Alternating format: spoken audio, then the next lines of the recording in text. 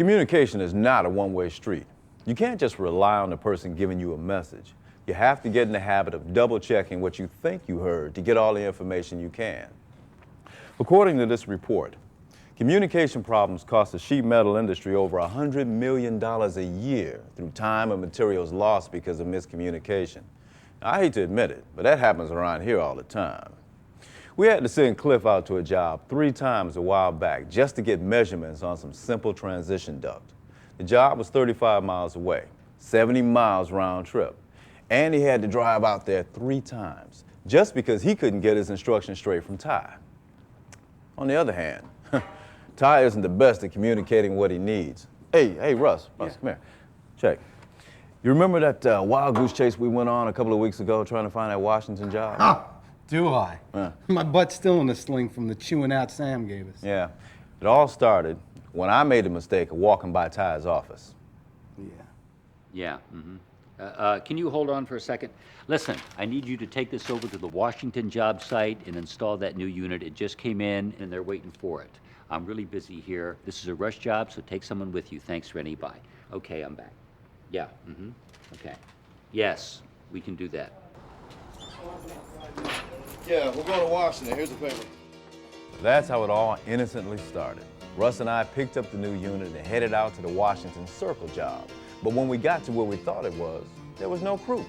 So that's when we finally got around to checking the work order Ty'd given us. And discovered that we were supposed to deliver the equipment to the job on Washington Street, not Washington Circle. Man, we were 45 minutes from where we were supposed to be. What a disaster.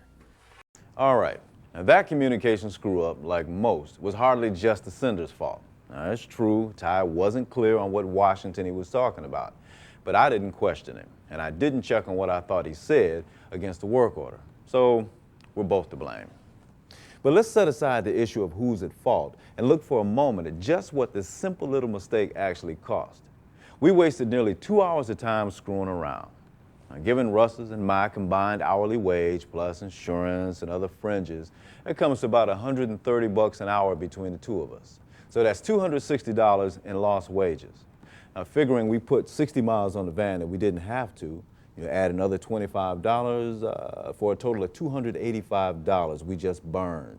And that's not counting the fact that while we were chasing around, we had 2 other guys sitting around waiting for equipment.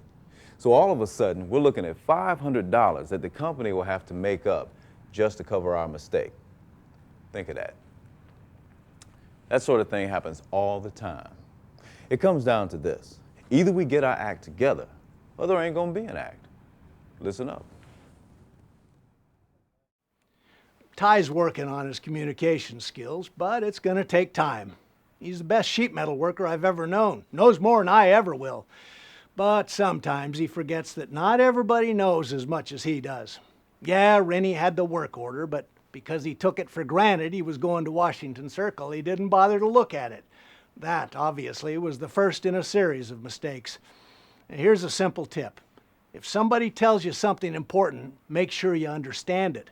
Translate it into your own words. Say it back to them and ask if that's what they meant.